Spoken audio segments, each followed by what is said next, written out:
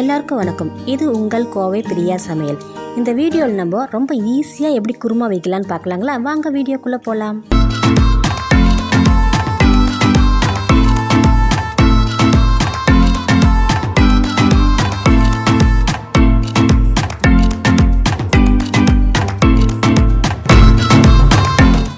ஒரு கடாய் வச்சுக்கலாங்க. கடாய் நல்லா காஞ்சிடுச்சுங்க. இப்போ நம்ம எண்ணெய் ஊற்றிக்கலாங்க. 2 கரண்டி எண்ணெய் ஊற்றிங்க. எண்ணெய் காஞ்சவுடனே 1 ஸ்பூன் சோம்பு போட்டுக்கலாங்க. ஒரு பட்டை, ஒரு ஏலக்காய், 4 கிராம்பு, 2 பச்சை மிளகா, நீளமாக அரிஞ்ச 3 வெங்காயம் போட்டுக்கலாங்க. வெங்காயத்தை நல்லா வதக்கிக்குங்க. 1 இன்ச் இஞ்சியை கட் பண்ணி போட்டுங்க. கூடவே 10 பல் பூண்டு போட்டுங்க. இதெல்லாம் போட்டு நல்லா வதக்கிக்குங்க. பச்சை வாசனை போகிற வரலும் வதக்கிக்குங்க. நீங்கள் இப்போ தான் என்னோடய சேனலை ஃபஸ்ட் டைம் பார்க்குறீங்கன்னா சப்ஸ்கிரைப் பண்ணுங்கள். பக்கத்தில் இருக்கிற பெல் ஐக்கானும் கிளிக் பண்ணிக்கோங்க.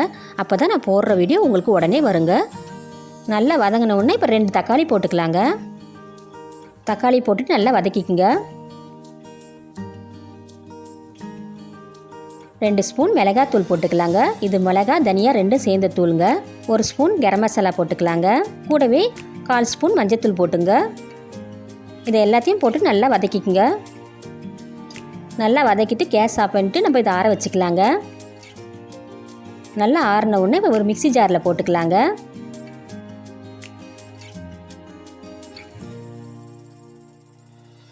இதை கிரைண்ட் பண்ணி வந்துடுங்க.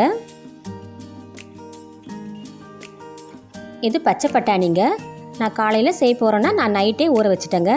நல்லா ஊறின பட்டாணிங்க இது.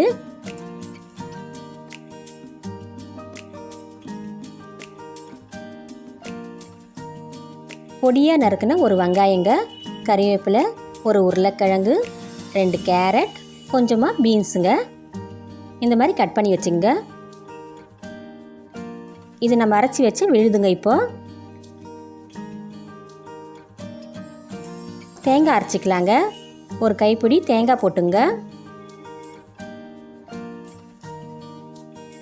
கொஞ்சம் முந்திரி பருப்பு போட்டுங்க. 1 ஸ்பூன் கசகசா போட்டுங்க. கொஞ்சமாக தண்ணி சேர்த்து கிரைண்ட் பண்ணி வந்துடுங்க. இப்போ ஒரு குக்கர் வச்சுக்கலாங்க. குக்கர் நல்லா காஞ்ச உடனே 4 கரண்டி எண்ணெய் ஊற்றிக்கலாங்க. குருமாவுக்கு கொஞ்சம் எண்ணெய் இருந்தால் நல்லா இருக்குங்க. அந்த 4 கரண்டி எண்ணெய் சேர்த்துங்க.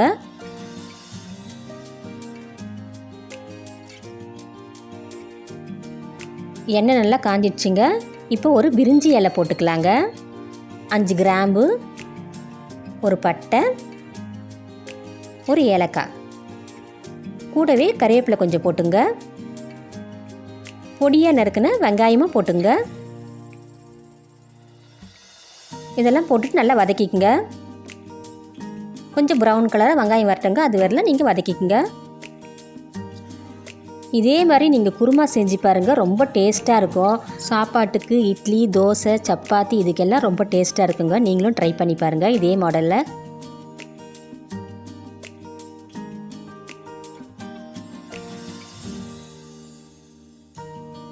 நல்லா வதங்கிடுச்சுங்க.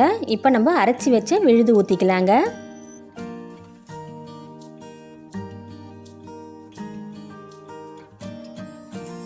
ஒரு 3 நிமிஷம் நல்லா வதக்கிக்குங்க. பச்சை வாசனை போகிற வரலும் வதக்கிக்குங்க.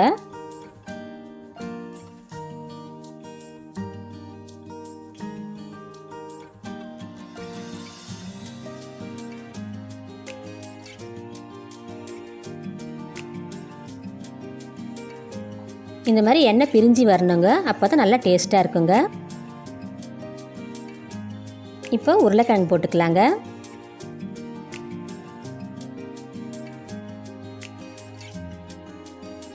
கேரட்,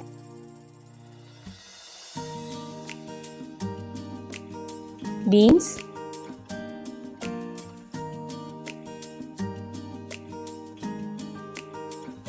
இதெல்லாம் போட்டுட்டு நல்லா வதக்கிக்குங்க.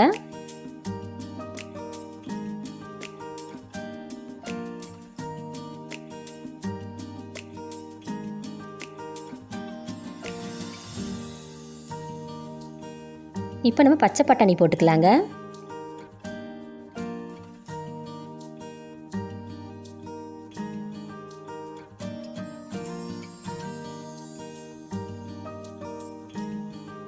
பட்டாணி போட்டுட்டு நல்லா கலக்கிக்குங்க.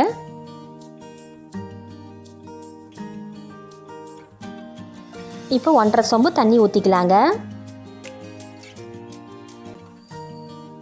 தண்ணி ஊற்றிட்டு நல்லா மிக்ஸ் பண்ணிங்க.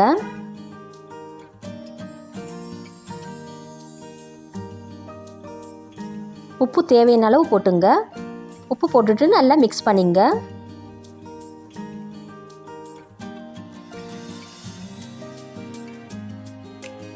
குக்கர் மூடிட்டு 3 விசில் வரட்டுங்க.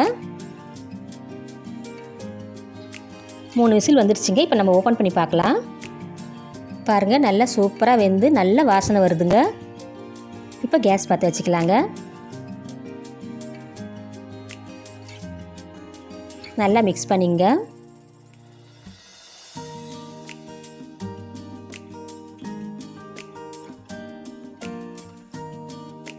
ஒரு 2 நிமிஷம் நம்ம கொதிக்க விடலாங்க. பாருங்கள், எல்லாம் நல்லா வெந்து திக்காக இருக்குது.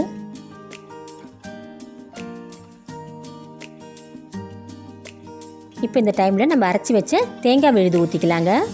கொஞ்சமாக மிக்ஸி ஜாரில் கொஞ்சம் தண்ணி ஊற்றி நம்ம கழுவி ஊற்றிக்கலாங்க. சேர்த்துட்டு நல்லா மிக்ஸ் பண்ணிங்க.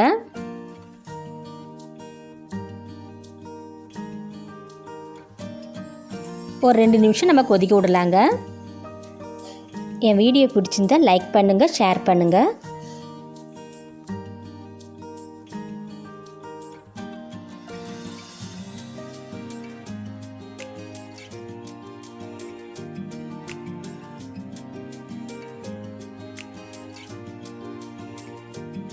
நல்லா சூப்பராக ரெடி ஆயிடுச்சுங்க. இப்போ நம்ம கடைசியாக மல்லித்தலை தூவிக்கலாங்க. மல்லித்தலை போட்டுட்டு நல்லா மிக்ஸ் பண்ணிங்க.